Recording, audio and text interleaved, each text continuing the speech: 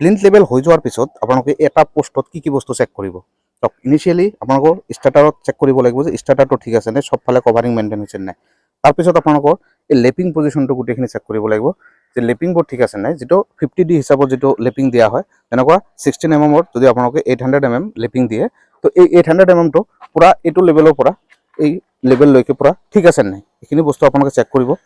ষ্টিৰাপ যিখিনি লগোৱা হৈছে, ষ্টিৰাপৰ স্পেচিংখিনি পুৰা ঠিক আছে নাই, এই গোটেই বস্তু চেক কৰিব লাগিব। তাৰ যিবোৰ এল আছে, হুক যিবোৰ দিয়া থাকে, এই হুকবোৰ ঠিক আছে নাই, এইখিনি বস্তু আপোনালোকে চেক কৰিব। তেতিয়া আপোনালোকৰ কামবোৰ প্ৰপাৰলি হ'ব।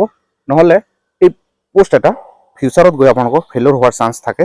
যদি ষ্টিৰাপবোৰ আপোনালোকে ভালকৈ নিদিয়ে, কভাৰিং ভালকৈ মেইনটেইন নকৰে, তেতিয়া ধৰক কভাৰিং যদি এফালে ওলাই যায়, হানিকম ওলাই যায়, নাইবা কভাৰিঙৰ যদি শ্বৰ্টেজৰ কাৰণে গেপ থাকে, এইবোৰ বস্তু হ'লে হয় কি পিছত গৈ এই ৰড যদি ওলাই থাকে, তাত আপোনালোকৰ মামৰে ধৰে লাহে লাহে। এই মামৰে ধৰাৰ কাৰণে এই পোষ্টবোৰ এটা সময়ত গৈ